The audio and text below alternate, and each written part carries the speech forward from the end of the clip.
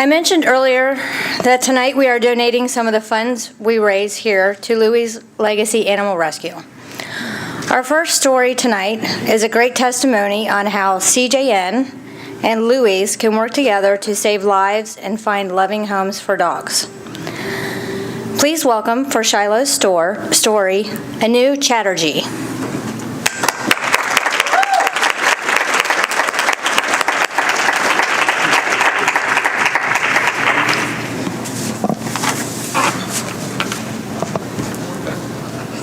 Thank you, Debbie. Hello, everyone. I hope I dressed to impress, as Natasha.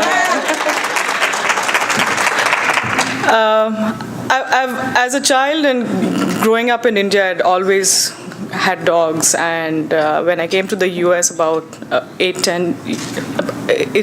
12 years ago, actually, I always wanted to keep a pet. And as a student, of course, you can't afford to keep a pet.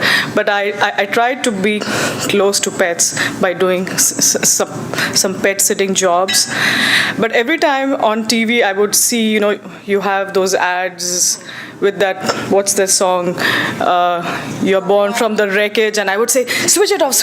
I can't watch it. And my husband would say, there are children dying and they're orphans. I was like, no, I just can't watch dogs. I just can't watch it.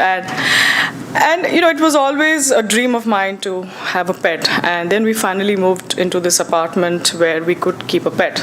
This was in September 2011. And in December, once I had a break from school, I said I'm going to get a pet. And I'd been talking about it for so long, nobody took me seriously. But I entered a couple of websites on pet adoption, and it was close to Christmas. It's always such a wonderful time of the year. You miss your family.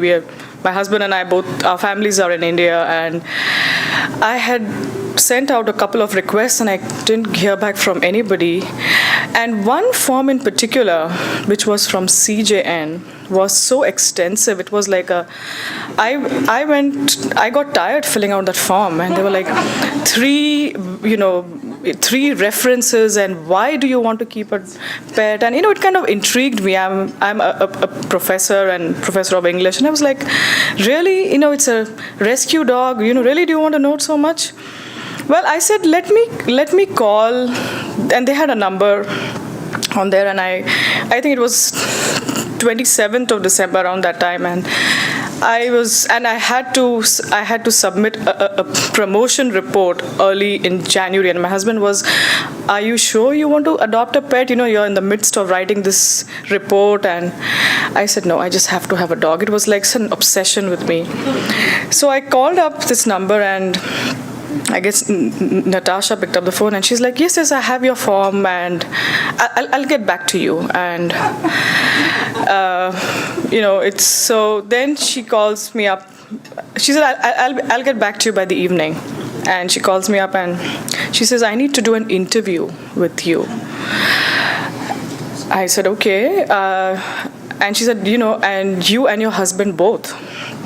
And my husband was, really? I mean, he was like, so I said, well, I thought it's going to be something like half an hour. And I said, maybe she just wants to meet us. She sounds nice. And he was like, I picked him up from work. It was 6 p.m., getting dark.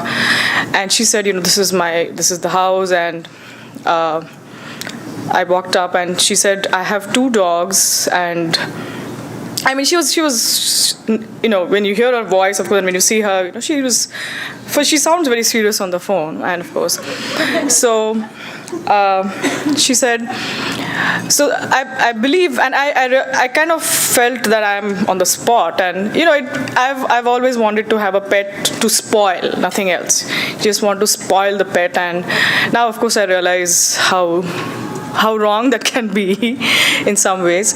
So she said, I'm not going to introduce you to my dogs yet. They're both very high energy, but I want to first talk to you. And I believe one of the things which met her approval was that I said, I've always lived with dogs, but I don't know how to I mean, I want to learn from you how to take care of a dog. So she said, I like your attitude. So, and my husband was like, looking at his watch, and, he's like, what's going on? And I said, just hang on. And she's like, okay, so do you know how to meet a dog for the first time? Have you, she talked a little bit, and she said, I'm going to introduce you to Jazz now. And, and she's so earnest. And when you talk to her, and, I'm a college professor at UC. I teach 3,000-4,000 students. I'm usually the one who's, I'm not that they fear me, but I'm the one in authority, and I was terrified of Natasha at that point. And she was like, "Are you?" So she said, "I'm going to introduce Jazz, and I'm just going to see how you both behave." And it's cold. It's like, you won't believe it. We were there for 4 hours. And she said, Jazz. So, and she gave us lessons in how to hold the leash, how to walk, and she said, every time you're leaving the house. And I was just baffled. I said, what the hell is going on? I mean, I want to get a dog. I mean, I've had 2 dogs, and now of course I realize that I could have brought them up so much better. But so she made me, she made me go in and out of the house 7 times. She's like, no, you stepped out first. The dog has to step out first. I said, is this woman serious? What is it? So, but I just kept, but it was, she was so earnest and so dedicated. And it was such a new concept to me, because she talked about being calm, about the dog psychology, and she said, you both seem very committed, and I'm going to send you some pictures. And she sent me 3 photos, and the first photo that I saw was of Shiloh, and that's Shiloh. And I immediately, he resembled my first dog, Lucky, back in India, and I just said, this is the dog, and she's like, yeah, even I thought you would select that dog, and she said, she then told me that I haven't told you one thing, but Shiloh had cigarette butt burns on his head from the place where he was abused. And she's like, are you still wanting the dog? I said, of course I want the dog. And my husband by now thought, he was like, oh my God, what am I going to do? This woman is crazy now. He was just... So, and then she was like, remember the lessons, remember the leash, remember this. And she, my husband is quite independent minded. I mean, few people can't bully him the way Natasha did. She was like, now it's your turn to walk the dog. And then Natasha said, well, he's with a foster house. It's not that you can just get him right away. You have to wait. And we said, okay. And then December 31st, she gave us a surprise saying, tomorrow, January 1st, 2012, you can come and pick up Shiloh. And we were like, what? It was because it was like 9 p.m. December 31st. I said, I'm going to drink nicely tonight because I don't know what I'm in for based on what she's. And I was so excited. And anyway, we went to the PetSmart, I think in Westchester somewhere, and she said, I've told you, remember that, and it was from Louie's Legacy. So Emily, I'm so happy to meet you. She said, I knew that you were going to get Shiloh, I wanted to keep it a secret, but, and she said, when you see Shiloh, don't just like, she's like, you need to be very calm, you need to just let him be calm. And so I can't tell you how Natasha's in my head. Oh my God, she's like,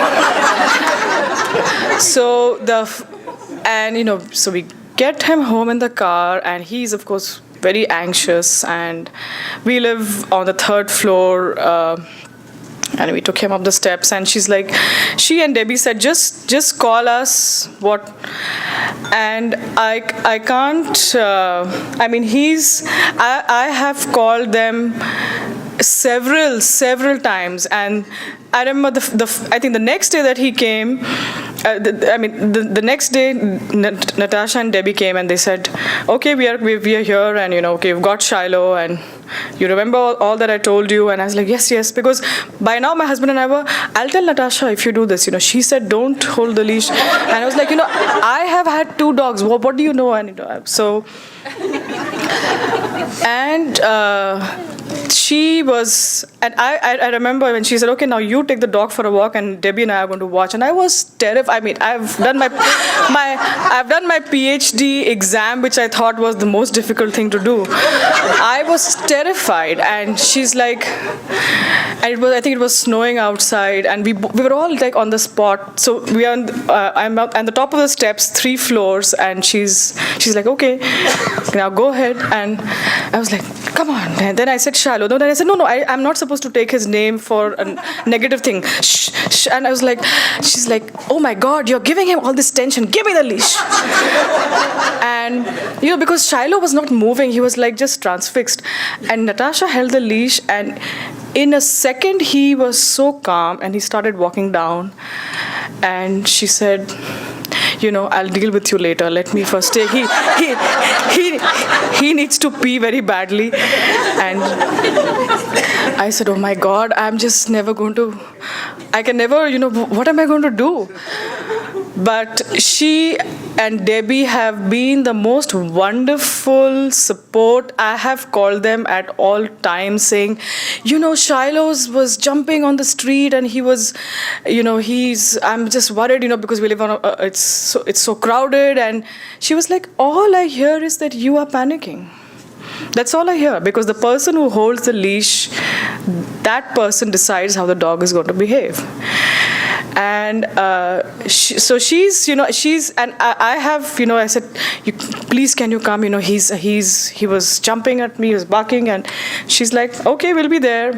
And they are the most, I'm still terrified of her, but they are, they match dogs from rescues and homes, and they have, Shiloh is the most wonderful thing in our lives. And another thing I would like to add now, for the first month, I must say, in January, I walked him as, as a ritual, because there was Natasha, 45-minute walk, I have to take a half.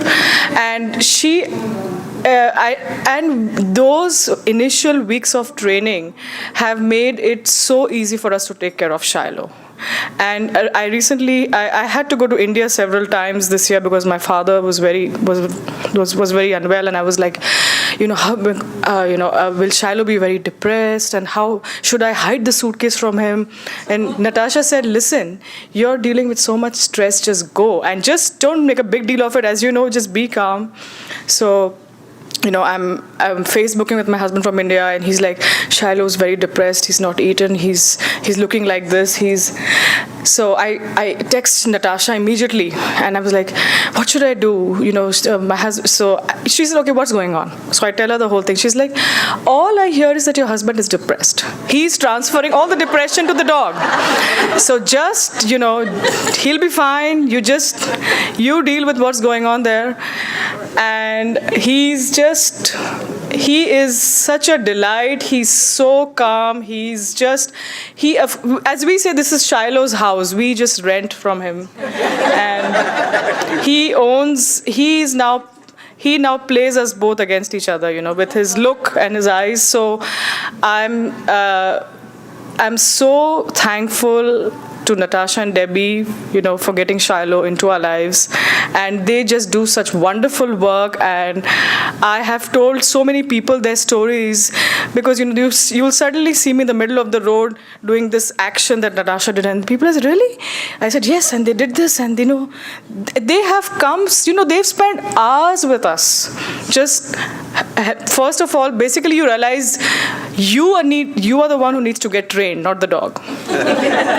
So I'm so happy to be here, and Natasha and Debbie, it's been such an eventful year for you and for Anup and me too. So thank you so much.